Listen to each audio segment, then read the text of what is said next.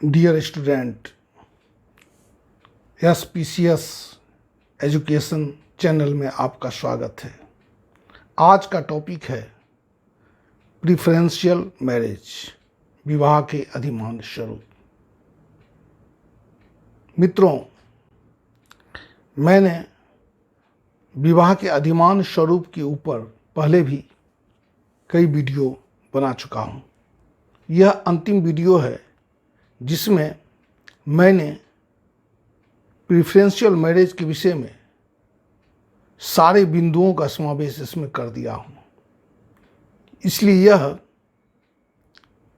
अनेकों वीडियो का एक वीडियो है। इसमें सारा चीज़ है। यह एक कंप्लीट एक क्वेश्चन है और यह टॉपिक बिहार लोक सेवा आयोग के आगामी होने वाली परीक्षा के लिए काफ़ी इम्पोर्टेंट है। इसलिए मैं इस वीडियो को पुनः बनाया हूँ और बहुत विस्तार से बनाया हूँ। आशा करता हूँ कि आप इसे ध्यानपूर्वक सुनेंगे और इसका फॉलो करेंगे। चलिए टॉपिक की ओर चलते हैं कि प्रिफरेंशियल मैरिज, विवाह के अधिमान्य स्वरूप क्या है, इसकी परिभाषा क्या है और इसके कितने प्रकार हैं। तो प्रत्येक समाज में लिखित अथवा अलिखित रूप में विवाह से संबंधित कुछ न कुछ नियम अवश्य ही पाए जाते हैं।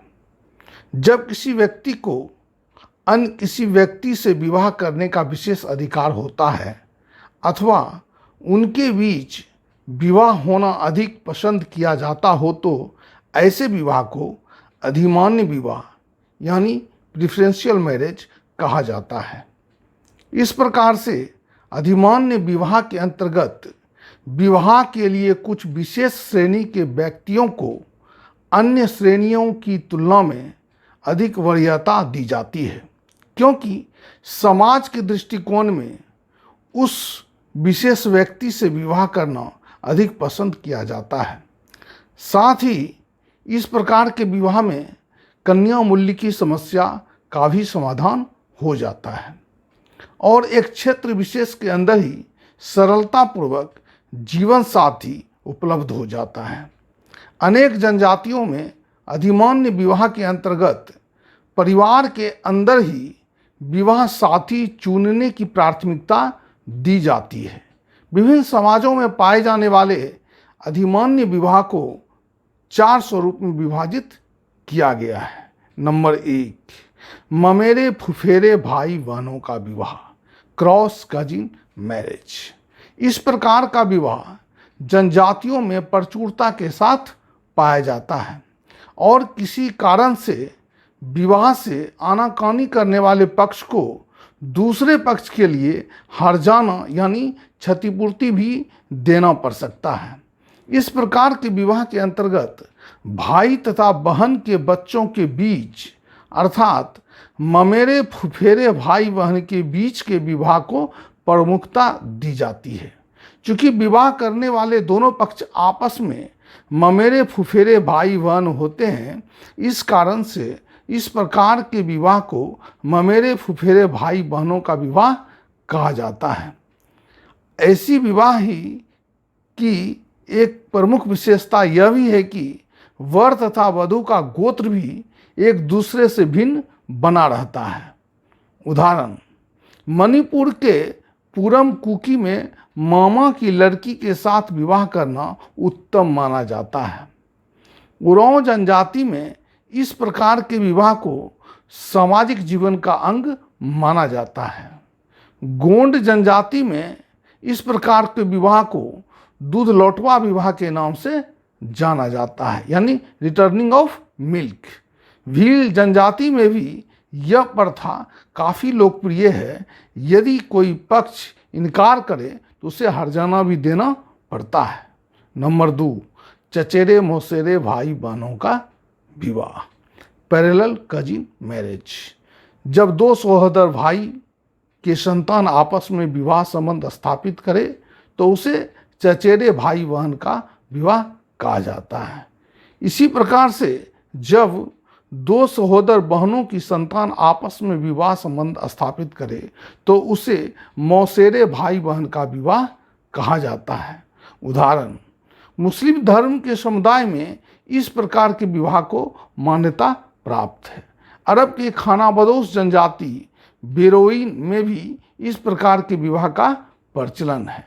भारतीय जनजातीय समाज में गोत्र बहिर्विवाह के प्रति अत्यधिक जागरूक होने के कारण उनमें चचेरे मौसेरे भाई बहन के विवाह का प्रचलन नहीं पाया जाता है, परंतु जिस जनजातियों में वंश परंपरा माता के नाम पर चलता है उसमें केवल पितृपक्ष से संबंधित पक्षों में ही इस प्रकार का विवाह संभव है, और यदि वंश परंपरा पिता के नाम पर चलता हो तो वहाँ केवल मातृपक्ष से संबंधित पक्षों में ही इस प्रकार का विवाह संभव है। नंबर 3, पतिव्राता विवाह, लेविडेट। यह भी 2 प्रकार का होता है, देवर विवाह यानी जूनियर लेविडेट और ज्येष्ठ विवाह यानी सीनियर लेविडेट। कुछ जनजातियों में एक स्त्री का यह अधिकार होता है कि पति की मृत्यु के पश्चात उसे पति के भाई से विवाह कर सकती है। इसे ही पतिव्राता विवाह कहा जाता है। पति के मृत्यु के पश्चात यदि विधवा स्त्री अपने मित्र पति के छोटा भाई से विवाह करती है तो इसे देवर विवाह यानी जूनियर लेविडेट कहा जाता है। लेकिन यदि विधवा स्त्री अपने मित्र पति के बड़े भाई से विवाह करे तो उसे ज्येष्ठ विवाह यानी सीनियर लेविडेट कहा जाता है। उदाहरण को भारत के लगभग सभी जनजातियों में पतिव्राता विवाह का प्रचलन पाया जाता है।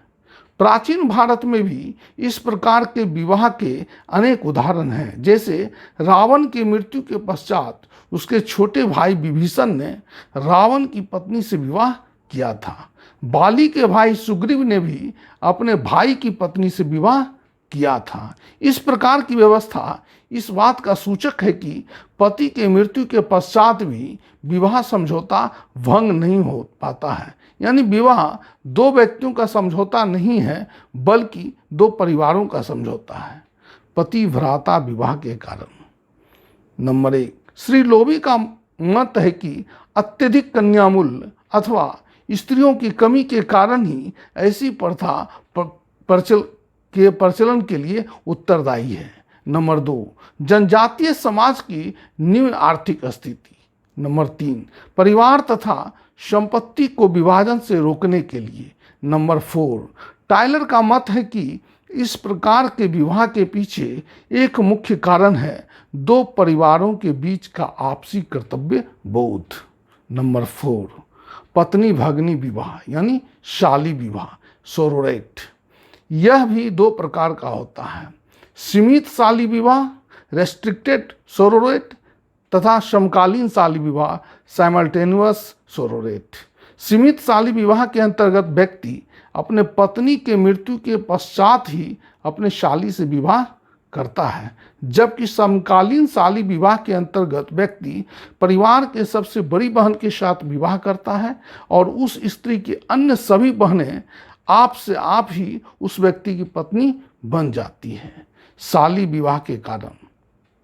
नंबर 1, जनजातीय समाज में वधू मूल्य प्रथा के कारण अथवा जनजातीय समाज में स्त्री की मृत्यु के पश्चात उसके पिता का यह कर्तव्य हो जाता है कि वह मृत पत्नी के छोटी बहन को अपने दामाद के घर उसके दूसरी पत्नी के रूप में भेज दे अथवा कन्या मूल्य वापस कर दे। ऐसी स्थिति में कन्या मूल्य वापस करने की अपेक्षा अपनी दूसरी लड़की को सौंप देना अधिकतर माता पिता के लिए सरल प्रतीत होता है। नंबर 2, टायलर का मत है कि शाली विवाह तथा देवर विवाह दोनों के पीछे एक समान कारण है, 2 परिवारों के बीच का आपसी कर्तव्य बोध। क्योंकि जनजातीय समाज में विवाह 2 व्यक्तियों का व्यक्तिगत संबंध न होकर 2 परिवारों का पारस्परिक संबंध होता है, इसलिए शाली विवाह तथा देवर विवाह के द्वारा दोनों परिवार एक दूसरे के परिवार के नुकसान को पूरा करने का प्रयास करता है। इसके साथ ही यह समाप्त होता है। धन्यवाद।